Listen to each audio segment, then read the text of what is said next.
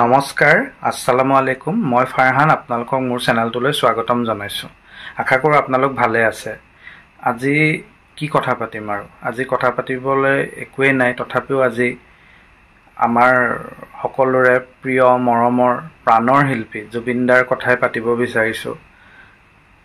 জুবিন দা এনেকৈ যে হঠাৎ আকস্মিকভাৱে আমাৰ মাজৰ পৰা নাইকিয়া হৈ যাব, সেই কথা আচলতে আমাৰ কাৰোৱে সপোনৰ অগোচৰ আছিল। এনেকৈ হঠাৎ তেওঁ নোহোৱা হৈ গ'ল ইমান কম বয়সতে। তেওঁৰো আমাক বহুতখিনি দিবলৈ বাকী থাকিল আৰু আমাৰো তেওঁক দিবলৈ বহুখিনি বাকী থাকিল। তথাপিও এইকেইদিন যি পৰিৱেশ পৰিস্থিতি হৈ আছে, আমাৰ প্ৰিয় বুকুৰ আপোন জুবিন দাৰ বাবে ৰাইজে ইমানখিনি তেওঁৰ বাবে কান্দিছে। আমিও যি পাৰোঁ প্ৰতিটো অঞ্চলত, প্ৰতিটো গলিত অসমৰ জুবিন দাক শ্ৰদ্ধাঞ্জলি জনোৱা হৈছে। ৰাস্তাত ওলালেই জুবিন দাৰ ফটো আমি দেখোঁ, তেওঁক শ্ৰদ্ধা জনাই মানুহৰ এটা এটা জুম আমি দেখোঁ। ৰাস্তাত সকলোৱে চিঞৰিয়ে আছে এইকেইদিন জয় জুবিন দা বুলি। গতিকে আমাৰ প্ৰাণৰ শিল্পীজনক, অতি মৰমৰ শিল্পীজনক আমি হেৰুৱালোঁ। তাৰ দুখ আচলতে কেতিয়াও শেষ নহয়। কিন্তু মই আচলতে আজি এটা বেলেগ নহয়, যিটো কথাক লৈ এতিয়া চৰ্চা চলি আছে, জুবিন দাৰ যি অকাল মৃত্যু, এই মৃত্যুক লৈ বহুখিনি ষড়যন্ত্ৰৰ গোন্ধ পাইছে ৰাইজে, আমিও পাইছোঁ।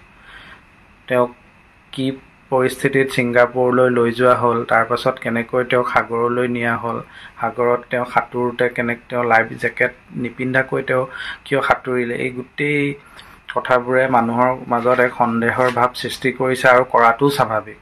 আৰু তাক লৈ ইতিমধ্যে সকলোৱে এক উচ্চ পৰ্যায়ৰ তদন্তৰ দাবী কৰিছে আৰু মুখ্যমন্ত্ৰী ডাঙৰীয়াও কথা দিছে যে জুবিন দাৰ, আমাৰ মৰমৰ জুবিন দাৰ যি অন্ত্যেষ্টিক্ৰিয়া সেয়া সম্পন্ন হোৱাৰ পিছত সেই দিশত তেওঁ আগবাঢ়িব। গতিকে এই ক্ষেত্ৰত জুবিন দাৰ লগত যিসকল আছিল, তেওঁৰ মেনেজাৰ সিদ্ধাৰ্থ, তেওঁৰ কাজিন বুলি শুনিছোঁ সন্দীপন গাৰ্গ, আকৌ এই গোটেই নৰ্থ ইষ্ট ফেষ্টিভেলৰ যি আয়োজক গুৰি ধৰোঁতা শ্যামকানু মহন্ত, সকলোকে তদন্তৰ আওতালৈ আনিব লাগে। আৰু তেওঁলোক দোষী হয়, এই ঘটনাত যদি কিবা প্ৰকাৰে যদি জুবিন দাৰ মৃত্যু যদি স্বাভাৱিক নহয়, কাইলৈ যিহেতু দ্বিতীয়বাৰ পষ্টমৰ্টম হ'বই, গতিকে এই গোটেই কথাবিলাকত তন্ন পানী নসৰকা তদন্ত হ'ব লাগে। আৰু যদি ইয়াত কোনোবা দোষী সাব্যস্ত হয়, দোষী চিনাক্ত হয়, তেন্তে কঠোৰ শাস্তি বিহিব লাগে। এইটোৱে ৰাইজৰ দাবী, সকলোৰে দাবী।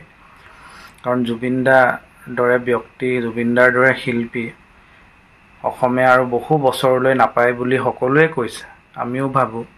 গতিকে মই ভাবোঁ যে যিসকলে এই ঘটনাত জুবিন দাৰ লগত আছিলে, এই যি ঘটনা, গোটেই ঘটনাটো এক ৰহস্য আৱৰ্তত সোমাই পৰিছে। গতিকে ইয়াৰ এক উচ্চ পৰ্যায়ৰ তদন্ত হ'ব লাগে আৰু তদন্তত যাতে গোটেই কথাখিনি ওলাই পৰে।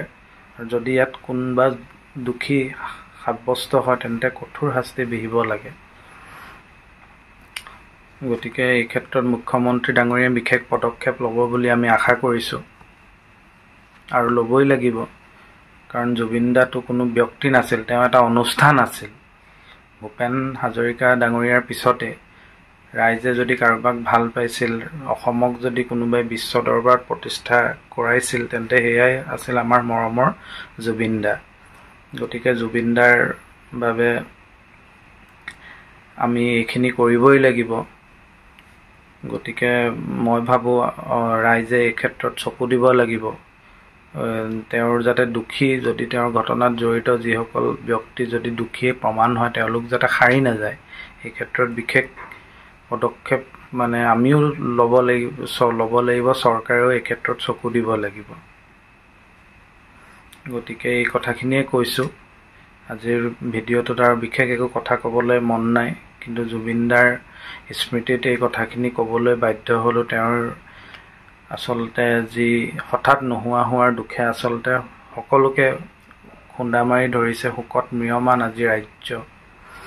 গতিকে জুবিন দাৰ পবিত্ৰ আত্মাৰ সদ্গতিৰ বাবে ভগৱানৰ ওচৰত প্ৰাৰ্থনা জনাইছোঁ, তেওঁ যাতে স্বৰ্গত ভালকৈ থাকক আৰু অসমবাসী ৰাইজক যাতে তাৰ পৰা আশীৰ্বাদ কৰে, ইয়াকে কৈ মই মোৰ আজিৰ ভিডিঅ'টো সামৰণি মাৰিছোঁ। ধন্যবাদ।